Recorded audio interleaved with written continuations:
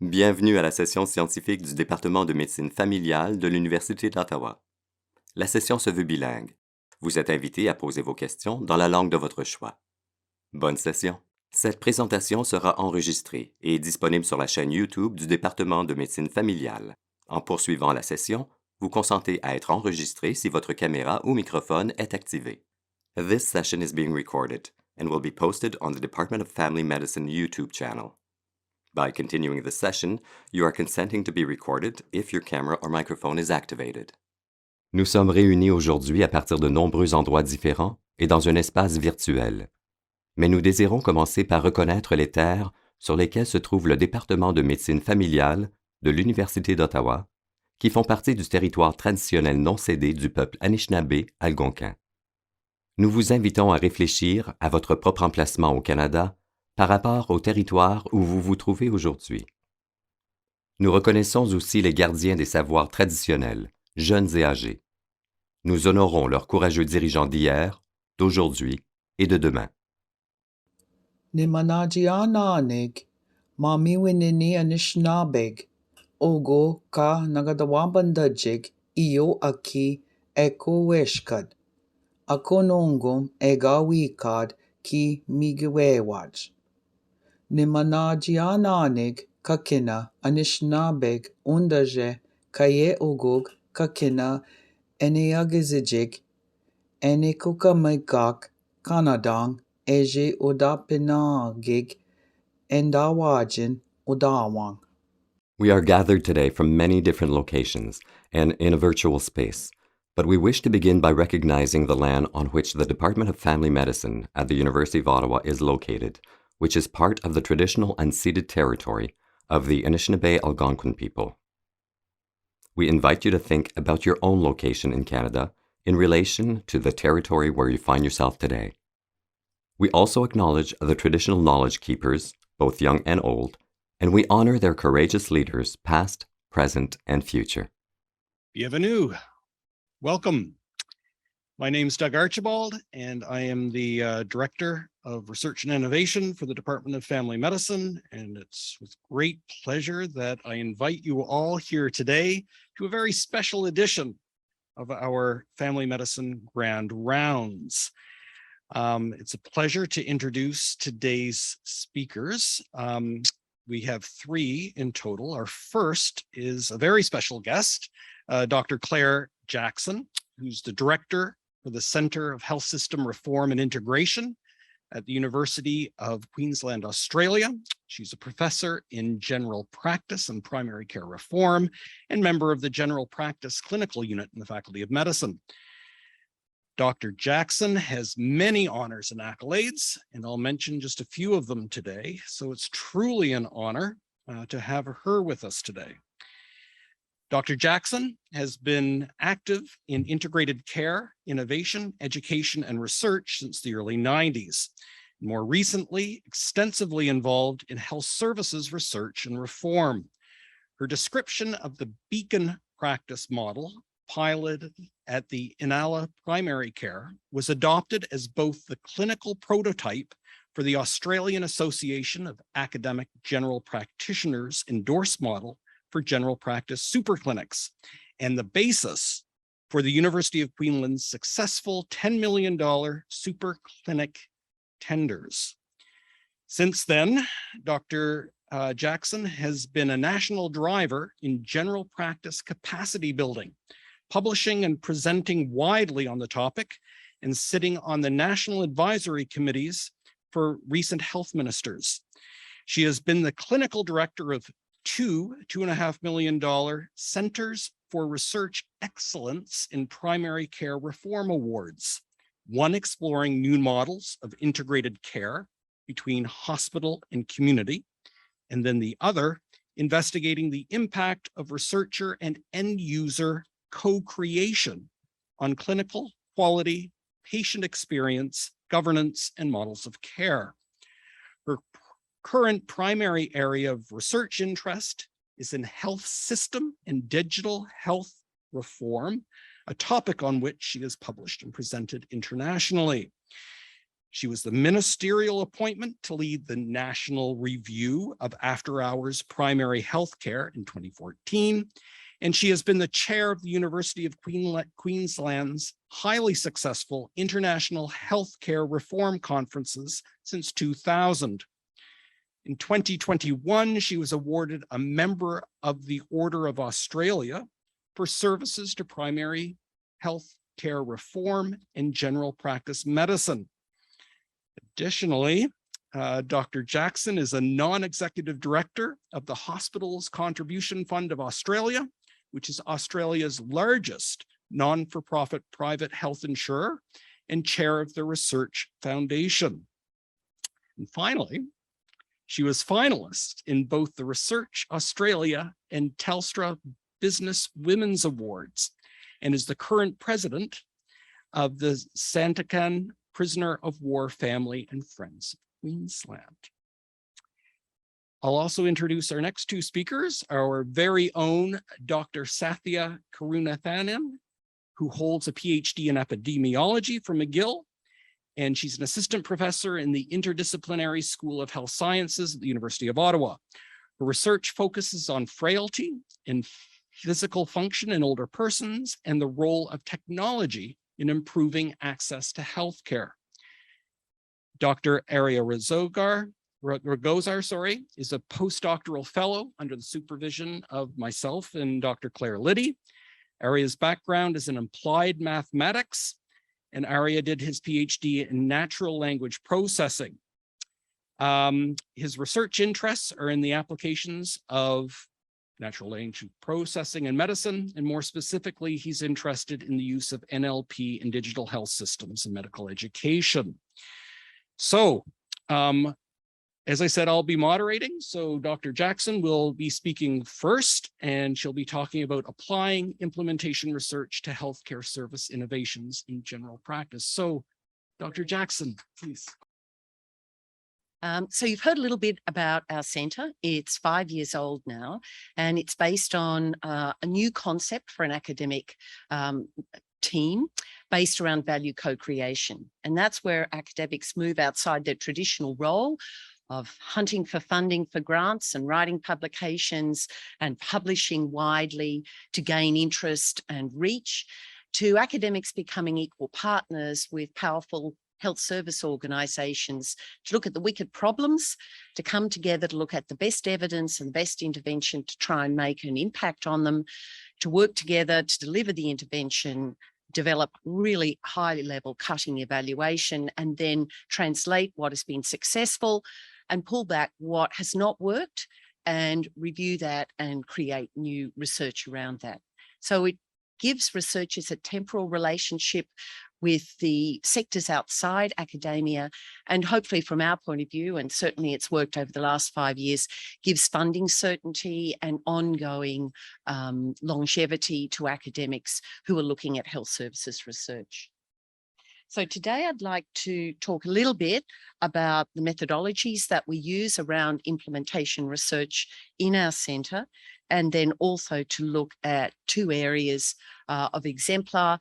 One you will be familiar to all of you in this room, which is the e-consultant. You call it the e-consult, but it's very, very, very similar to the work that you have pioneered over the last 15 years. And then to talk about our virtual integrated practice, which is one of our newest kids off the block.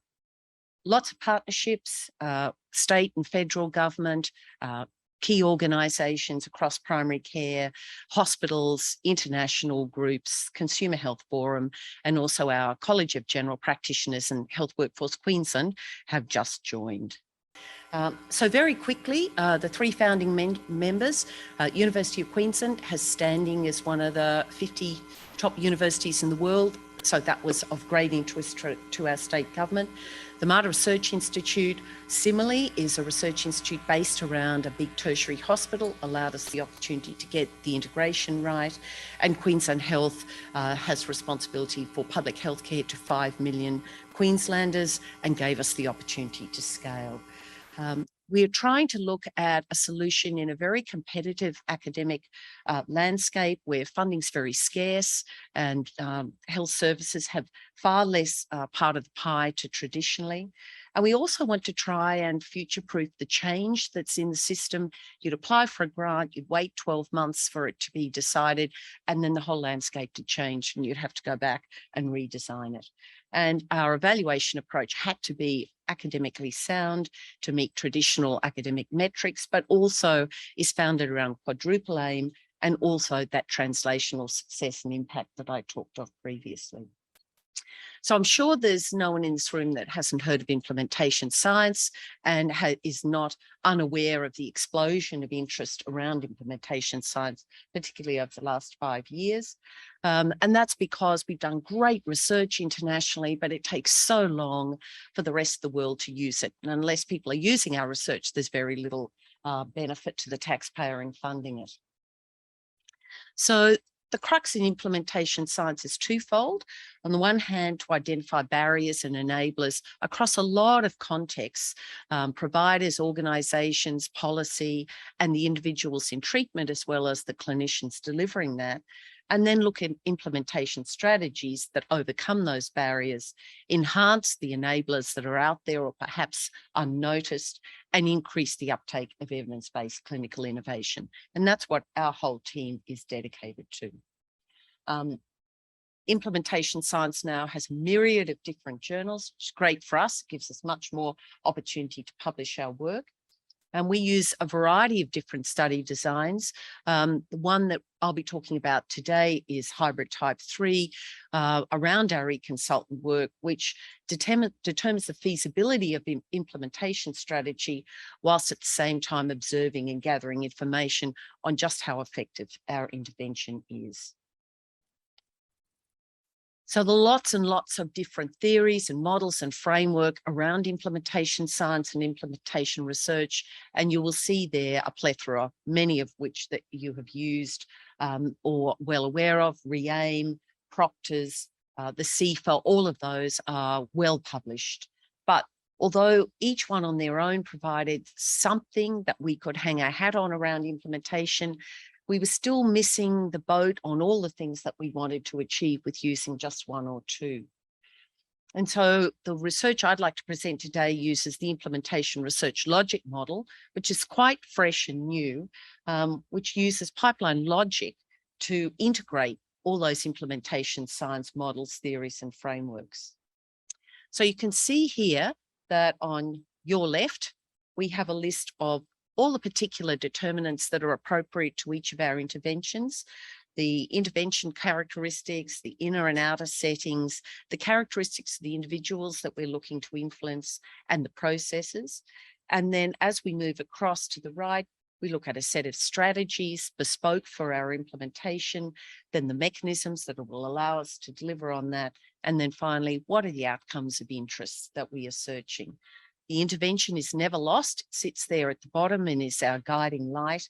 And then the outcomes we're interested in, obviously around implementation, but still around service and clinician and patient outcomes linked with the quadruple aim.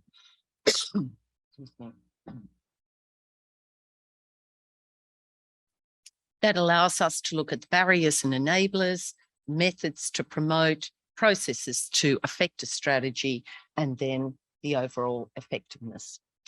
So looking at how that applies to our e-consultant model, it's a model we actually picked up from UCSF in San Francisco in 2017, where they were using a request for advice from their primary physicians to 23 different specialists, outpatients, and it avoided outpatient face-to-face by about 50%. We were really taken with the model, but it didn't really fit the business environment in Australia, where Medicare rebates can only be claimed for a face-to-face consultation. But we thought we might try and reform that. So we put together a partnership of our new centre, the Mater Hospital I spoke of before, which is one of the biggest tertiary hospitals in the state, 2 primary care networks that are responsible for building the sustainability of primary care around populations of about 700,000 in Brisbane South, or about 60,000 in Western Queensland, although its geographical area is 50% of the state. And I'll talk a little bit about its diversity a little later on. Queensland Health partnered with us in all levels around their strategy, around their funding and purchasing, and also around their service delivery. And the Australian Digital Health Agency works to have national consistency around interoperability, secure messaging, and IT connection, and they've been invaluable in assisting us. You guys all know what e-consultant is because we've shamelessly stolen from a lot of your work in the international literature because it was absolutely the best fit for what we wanted to do compared with a lot of the other work in North America. We piloted that now across 20 practices, very diverse, from private general practices in urban and rural areas to Aboriginal community controlled rural settings. The Royal Flying Doctor Service has 2 primary care clinics that are participating, and a lot of private general practices across the state, as well as state-run primary care practices. We've taken that intervention and we've mapped through the implementation research logic model to look at what are the determinants that are most appropriate around our intervention characteristics, setting, and processes for this particular bespoke intervention.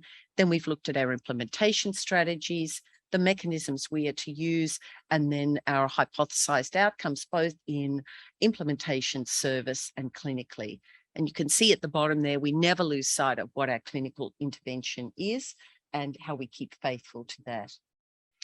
We have mixed methods approach like most academic groups, but we also very keen to look at costing analysis because in our system, and I'm sure in yours, you can deliver something of equivalent quality and reduce cost, then most people are very interested in it. If it's double the cost and similar quality, everyone's eyes glaze over and no one moves forward.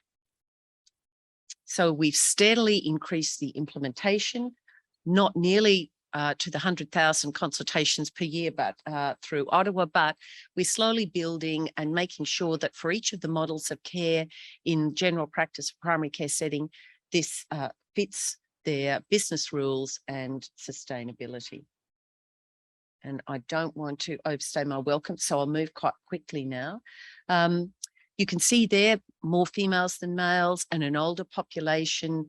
Most of the service users are rural, but we've got a lot of urban GPs that use it as well, particularly for disabled patients or older and frail patients. Outpatient referral categories for us are 1, 2, and 3. So 1 means patients should be seen within 30 days, 2 within 90 days, and 3 over 90 days, but often that means 10 years in our current environment post-COVID. So we've got a nice smattering there, but as we anticipated, most of the patients fell into category 2, and rather than waiting 90 days, they're actually getting information back within 2 business days.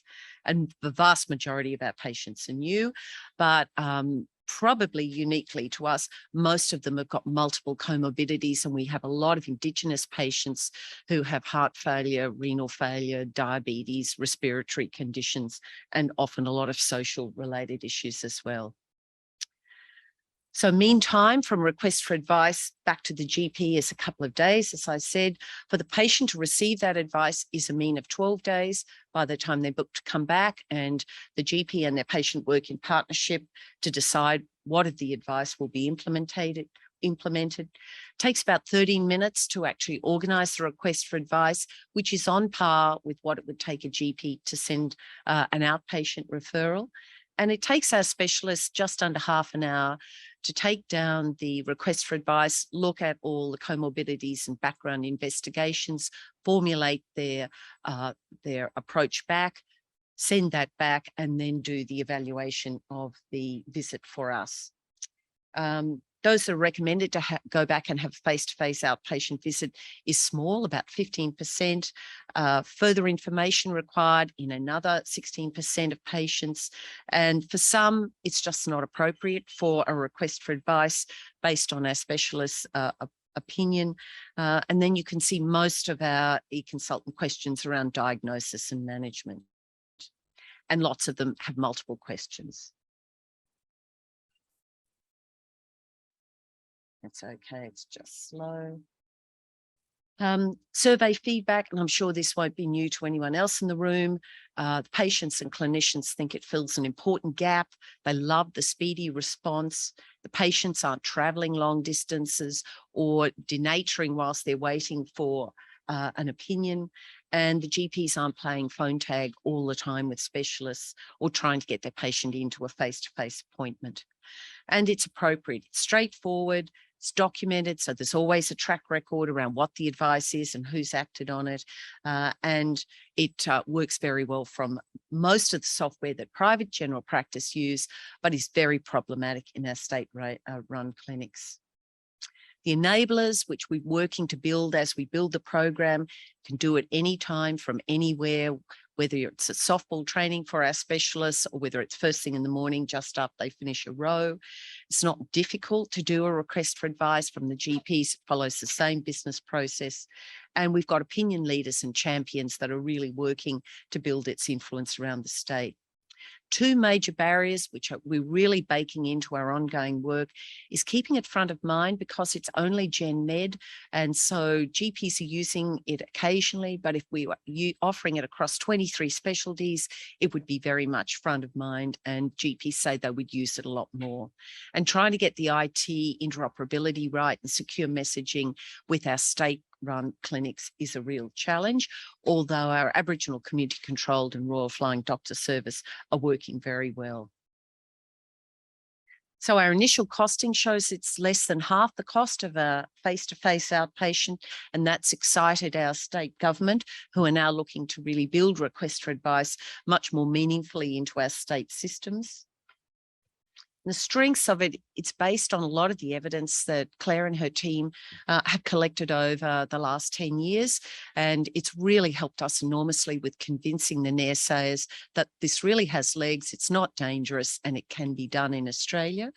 The key partnerships, we think, to really push this out, not just at state, but at national level, have now been established and are effective, and having our Royal College of General Practitioners highlight the service and really get into bat about expanding it nationally has been invaluable. It levers the relationship between our practices and primary health networks. Australia has 30 funded primary health networks where the Commonwealth funds them to build capacity in primary care and to build services for vulnerable populations. So it fits really neatly into their purview. It really maximises our clinical workforce. Our rural workforce is just falling apart, not just in general practice, but in all allied health and nursing specialties. And we really need to get some programs in to support that. And it compares really well with other models that are being trialled. The last piece I want to present is one of our newest models, the Virtual Integrated Practice Program, also in rural remote Queensland. As I said, it covers 55% of the total landmass of Queensland, but we only have 61,000 people living in that area, very far flung, lots of people on outback stations or in very tiny towns, has the highest rate of potentially preventable hospitalisation in the state, and has just got a workforce that's falling apart, 25% reduction in the last 3 years. And it's now unsustainable to meet the needs of the folk that live in that area. So the Virtual Integrated Practice Program was informed by a rapid review of the literature, and we now have an urban or regional vocationally registered GP, so an experienced fellow of the college, embedded into the practice team from their urban location via video conference. And also the contract is for 2 years. So it's not just to quickly see someone and flick them on, it's to build an ongoing relationship, continuity of care with the practice and with their population. The patient can attend from their clinic, from their property or outback station, or from the clinic, whatever suits them best. And if they attend from the clinic by video conference, they have their own room, and there's a practice nurse and a practice manager that can support if needed. All the goals are aligned with quadruple aim, and we are presenting today the proof of concept in our first very large rural general practice.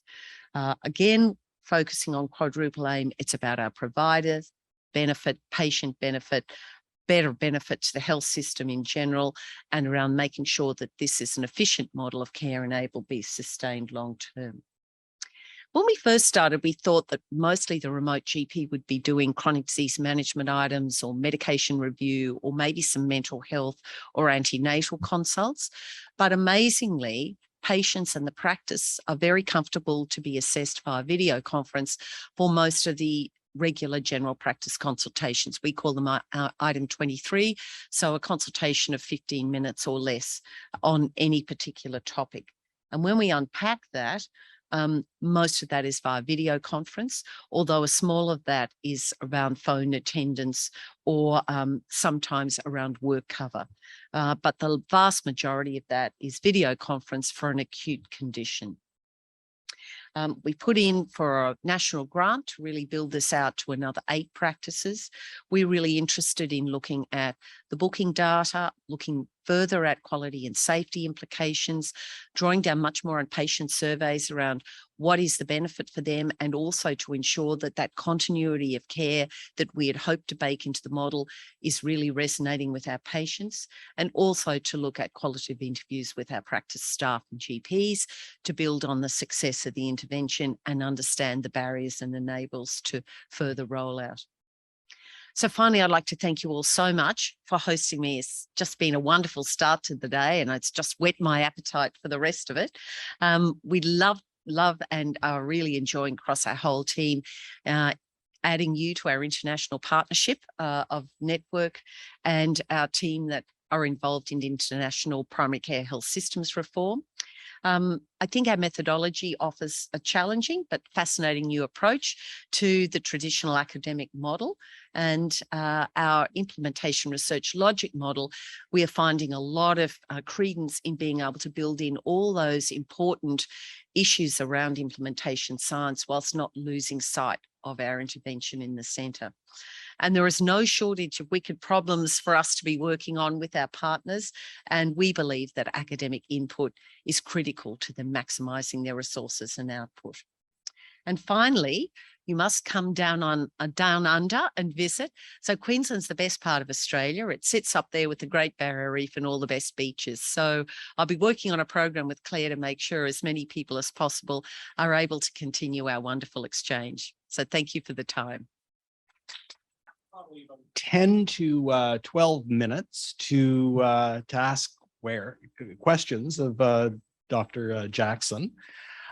So if you're in room, just come up to the mic here. If you're online, perhaps you can just wave your hand and Ryan will identify you, unmute yourself, and you can ask your question.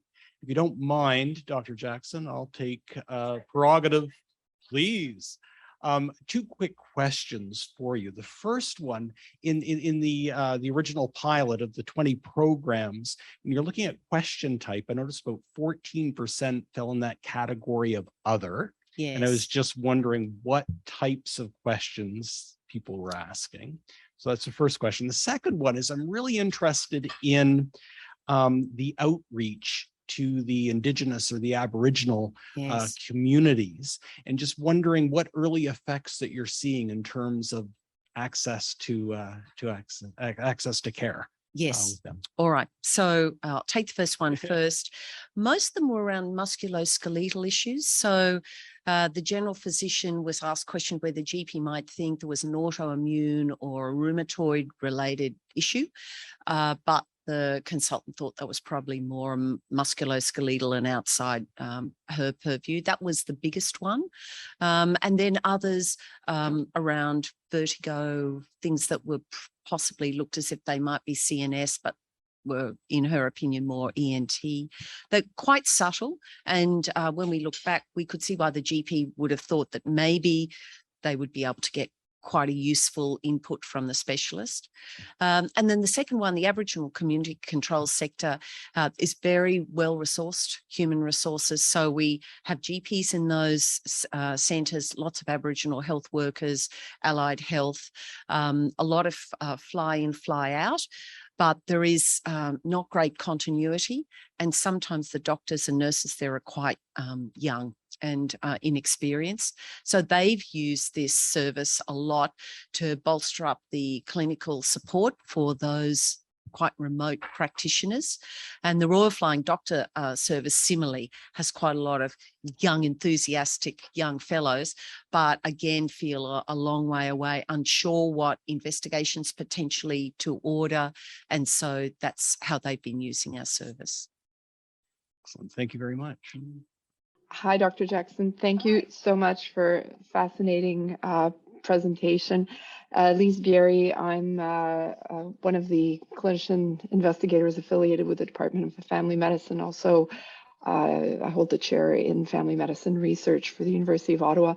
I've been supporting a colleague in Renfrew County, which is a rural area west of Ottawa, and evaluating an innovative virtual care program that they've implemented during the COVID pandemic. It started out focused on COVID, but has expanded to provide much broader care. And we're evaluating this as we go along. We're very fortunate here in Ontario that we have rich population health databases, which are the result of the health administration processes of billing for physicians and medication dispensation and all that. So I was wondering, and with this, we've been able to show that access to virtual care in Renfrew County, compared to other rural counties, neighboring rural counties, has actually lowered the use of emergency room visits and sort of low acuity use of, in particular, of emergency room visits for conditions that normally really should be seen in a community practice.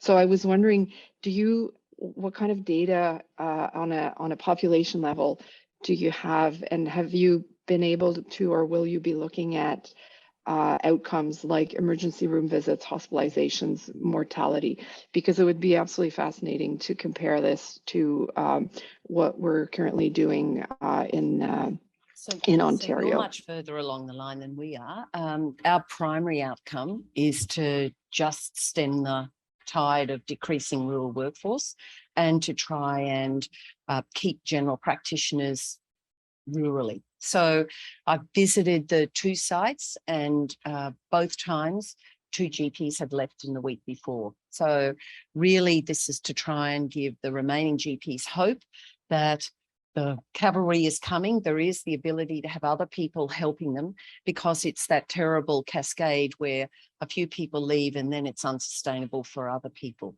So that's the first and most important initiative. And then once we can actually get some stability back in the practices, one of them will be where there is a local ED and the infrastructure you're talking about. The others are really quite small. So the general practice is everything. And if they don't have workforce, then that person has to be transported a very long distance. So absolutely, that's the longer term aim. And yes, we'd be absolutely thrilled to be sharing some ideas with you. That's wonderful. I'll be getting in touch Definitely after your presentation. Thank you very much. Goodbye. Erin. Thanks, Claire.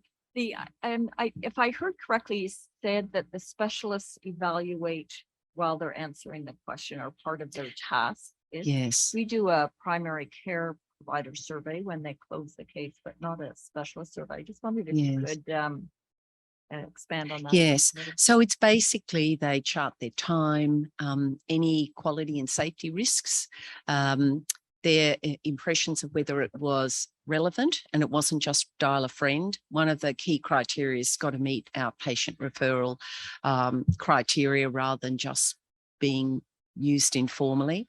That's most of it. And then we just started the closeout survey with the GPs. We were a bit nervous about whether they would be prepared to do it to start with, because we're already asking for quite a lot of extra time, and we're taking on the training with them, etc.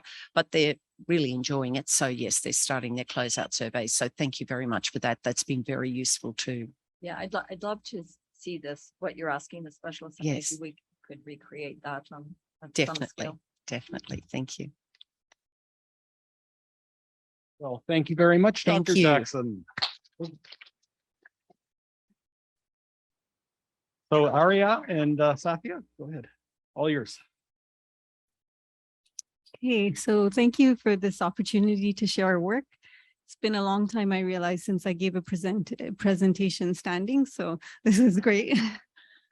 So what Arya and I would like to do this afternoon is just talk to you a little bit about the work we're doing here at the University of Ottawa about e-consults here and how we're trying to tap into that data to improve access to care, particularly for older adults with frailty. So we'd like to acknowledge all our collaborators and funders. This is certainly a very large team that makes this all work.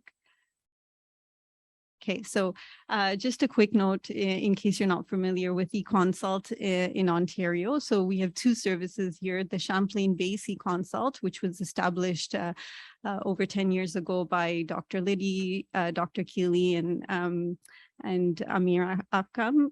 Basically, it's the service for the Champlain and the Mississauga-Halton regions, where the local specialists and PCPs can use the service, and they access the specialists through specialty groups. So right now, there are 152 base managed specialty groups with specialties. The Ontario eConsult service is a province-wide eConsult service, so specialists and PCPs across the province can communicate, and here they can either access advice through specialty groups or directly by specialty. And so this one also uses more than 100 of the base managed specialty groups. And in terms of national spread and scale, you can see here on this map that this has been implemented across the country in many of the provinces, and a lot of them are actually using the base model.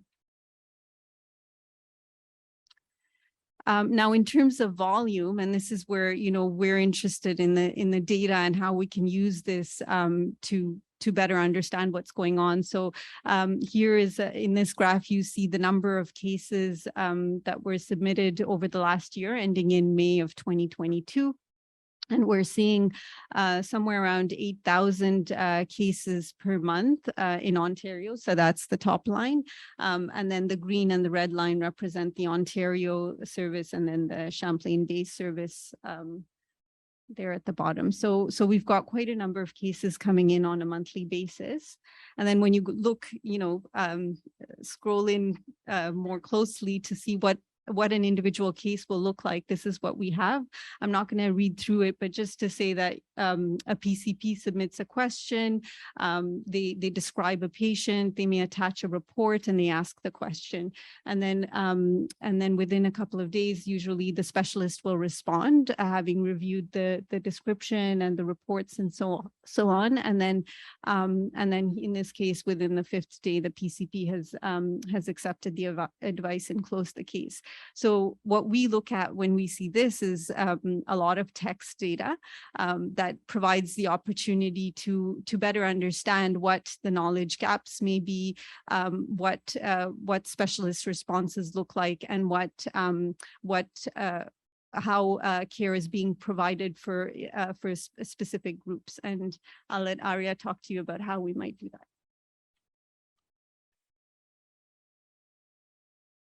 Thank you very much. So one wonders, what is natural language processing? So it used to be transaction data so that you can contrast this.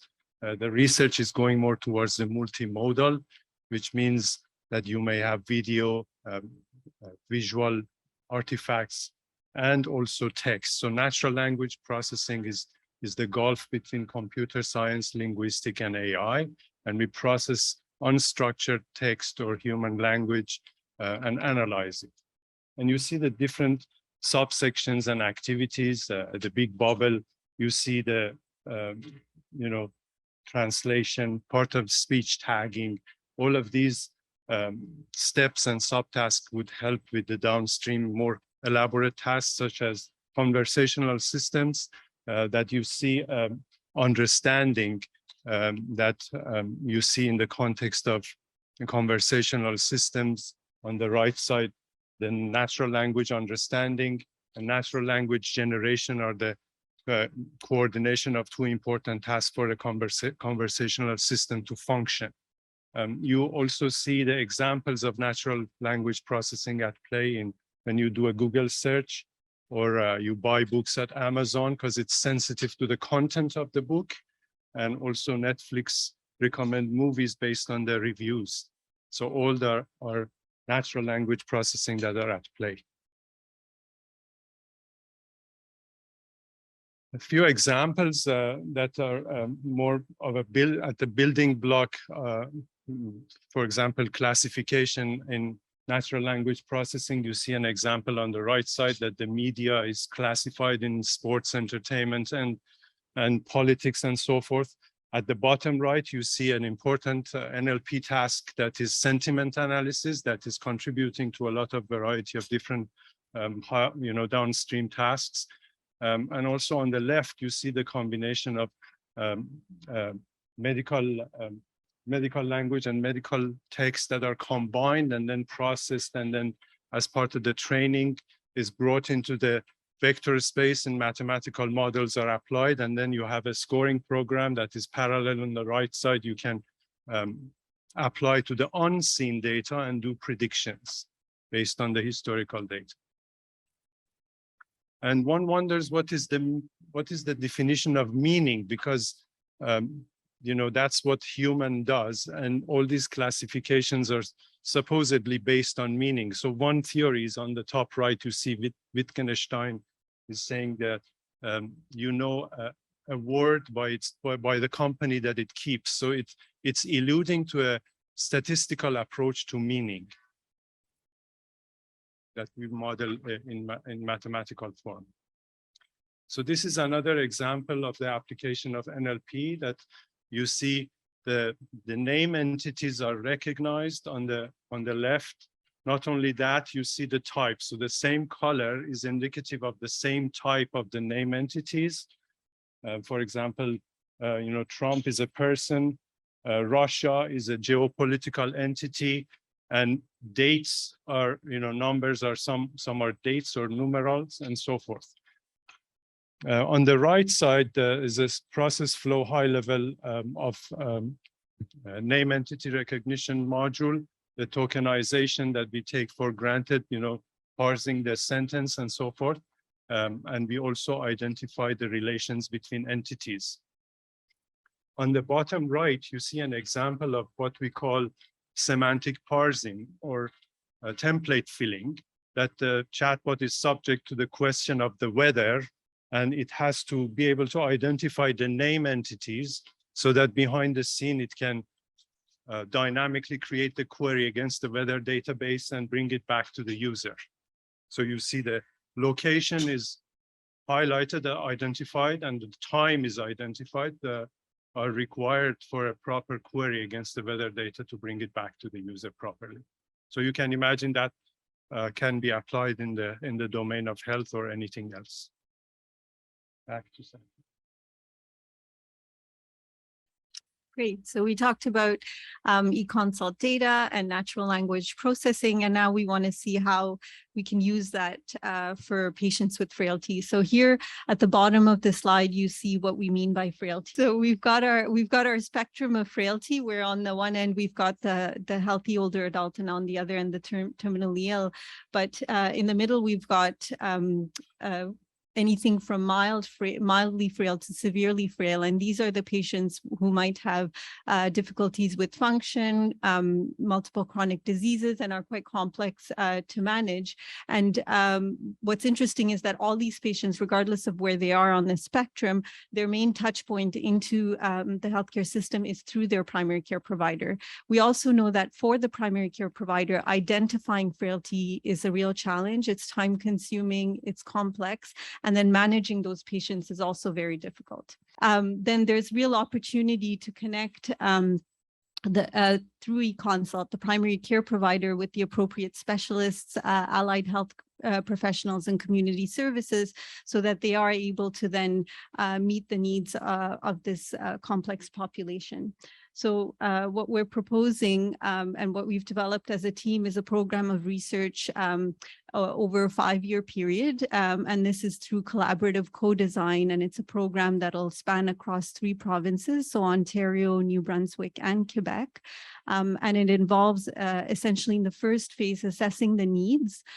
So this is, identifying what needs are there, do older adults with frailty have, what services are available that they may not be connected to yet, and then what gaps in knowledge do GPs have, and this is through analyzing the eConsult data, and then to establish a service that can then through eConsult that can connect the PCPs to these appropriate services. And then in phases 3 and 4, we will then measure the impact and synthesize the findings and move on to spread and scale. Now, an important part of this work is making use of the data that it generates as well. So we want to build a national data platform where this data can be collected and made accessible, and use that data then to develop clinical decision tools for primary care providers. So identifying frailty might be complicated, but maybe in the text that's used in their eConsult, we can already flag a patient as frail and help them identify then the appropriate services. Another aspect of this is building an interactive frailty knowledge base. So if we have a lot of questions and a lot of responses that have been provided, we can use that to create a system where then prior to reaching out to the specialist, the PCP might be able to query the knowledge base. So these are all approaches that we'd like to explore through this program of research, looking specifically at issues we've already identified as important for this population. So medication assessments, access for rural populations, minority francophone populations, and residents of long-term care homes. So this is the 4 quadrants, give you a snapshot of the couple of important research experimentations that we have done. At the bottom left, you see the identification of the frailty. On the right side bottom, you see the prediction of taxonomy that we use in eConsult. On the left top side, you see the background. We are using the eConsult data. And on the top right is kind of a vision. We want to use machine learning to be able to draw relations between drug and conditions, symptoms and causality, and identify where, in which situation a test is appropriate automatically. So again, explanation of the 2 experimentations at the bottom, we have a binary target of frailty that we have achieved great performance accuracy in prediction. And also on the right side, we have automatic identification of the taxonomy using machine learning. As a byproduct of these 2 experimentations, we also extract insights and associated terms, important terms associated with each class, so that it ties in with the hot topic in machine learning of explainability, interpretability as to why machine is choosing what it does, and also provides insights. And this is the foundation of what Satya was mentioning earlier in creating a knowledge base using the eConsult, and we are also in the process of bringing other health data to combine. This is a snapshot of a artifact that we were talking about in regards to graph databases that you see off of the a sample of the eConsult taxonomy. Those are the important terms that we found that were associated with these different categories.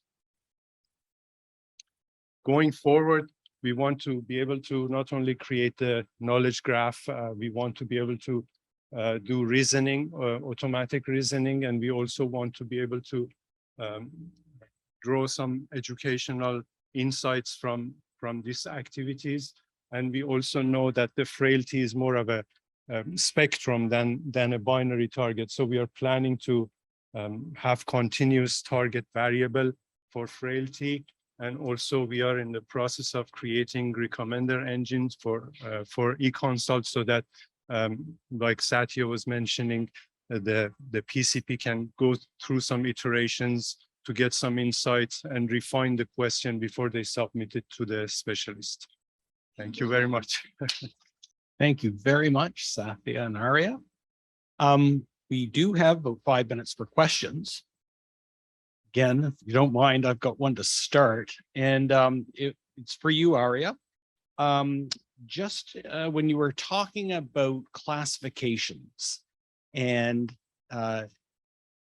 when you classify, it's based on, you know, the company that you keep, and I really like that expression.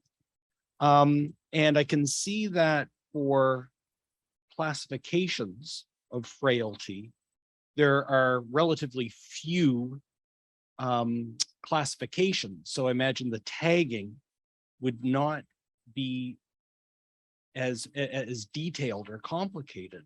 But once you move into the results and findings, my experience with eConsult is that no question is exactly the same, that there are many details that nuance the question.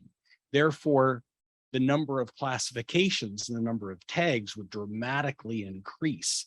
And I was just wondering if you had any sense as to how much that would involve, how many tags that would involve to get at that level of detail. In fact, Dr. Claire asked me to do what we call clustering to see what machine thinks how many types we have.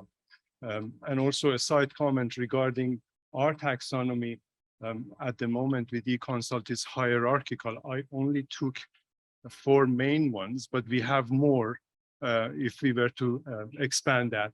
But when I did the independent only machine-based classification, which we refer to as clustering, so there is no labels. We had in a couple of experiments, recent experiments, we had about 51 different classes. But again, the data is scarce comparatively. In few thousand is not very many, but definitely we have more than so we are kind of overlaying the two together and see what insights we can generate. But with the question generation, we are using those 51 to help refine the answers. Because right now, your high-level concept is that you train the machine, then you ask the question based on the similarities. But if your training material is only limited to what it is, then you would expect it's common sense that machine cannot create any other data other than the historical data unless we provided it with some other external data, which is what I'm trying to do at the moment. I'm trying to bring the EMR, EHR data so that we can combine, so that we can refine more to the question. Thanks, Arya. So just I'll make a comment and then I have a question about sort of the potential. So the comment is, and I think what folks maybe don't realize is that we've done taxonomy on many different specialty areas, and up until now, it's all done manually. So it requires students, another physician.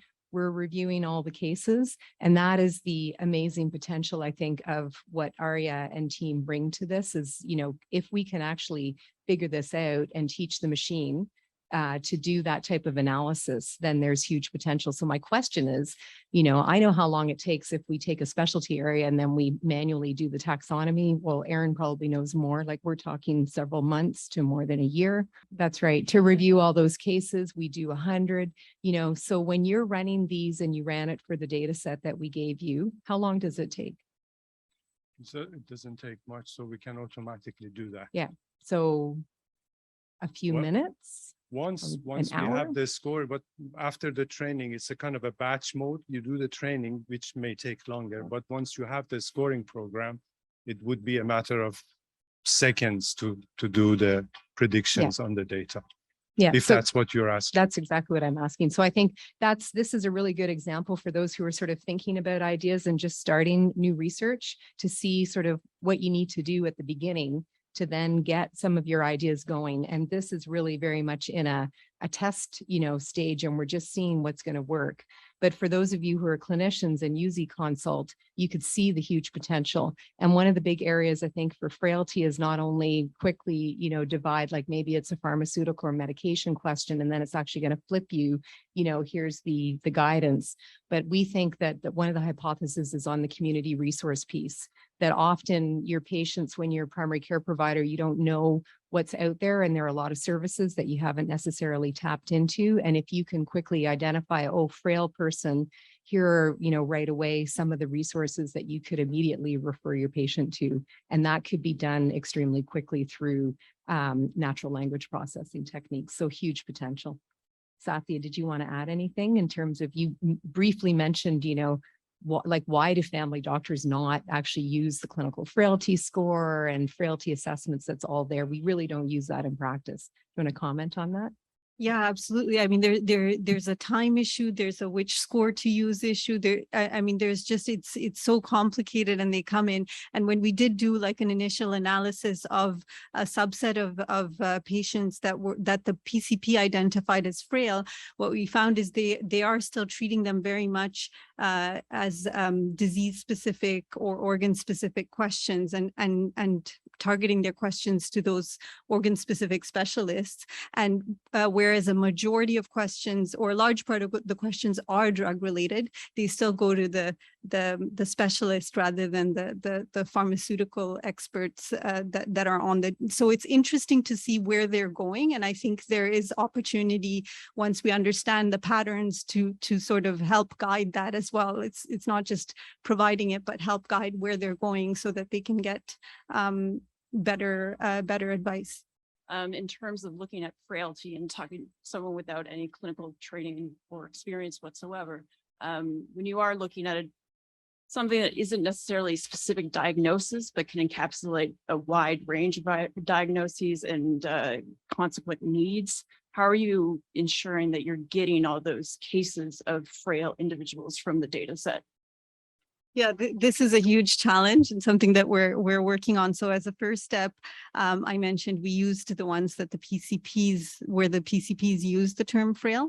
But another approach that we're looking at with Arya and Ramton, our medical student on the team, is actually looking at all the terms related to frailty that are in the literature, and then sort of doing searches for those terms and seeing how frequently those terms are used, and whether that, that's the whole move towards natural language processing. We're using their language to identify what would be classified as frail. So that's the approach, and that's the challenge, I think, even with without eConsult, is how do you know if a patient is frail or not, right? And I think, so this is an additional resource. There's been work using EMR data, and that's just, count of chronic diseases, and, but there's something rich about the language PCPs use when they describe a patient that we can tap into. Love to ask a question if I could, because this dovetailed with some work that's been done in Queensland, but also in Sydney, using the FREAL as the tool to diagnose pre-frailty and frailty. For all those reasons, it's such a big bag of clinician diagnosis, probably quite correct, but if you're researching it, to be absolutely clear of what is involved. So they've designed a software program that sort of sits in the top deck of the GP software, and as patient comes in who's over 70, it automatically opens up the 5 questions for the FREAL. It's got to be done in less than 2 minutes for the GPs to be interested in doing it. And then it gives them a suite of interventions for pre-frailty or frailty that mostly link with allied health or social care, or living alone, or their diet. So if there's an opportunity to share between the 2 initiatives, it'd be fantastic. Well, if there aren't any other questions, that does conclude this special edition of Family Medicine Grand Rounds. And a big round of applause, please, for our presenters.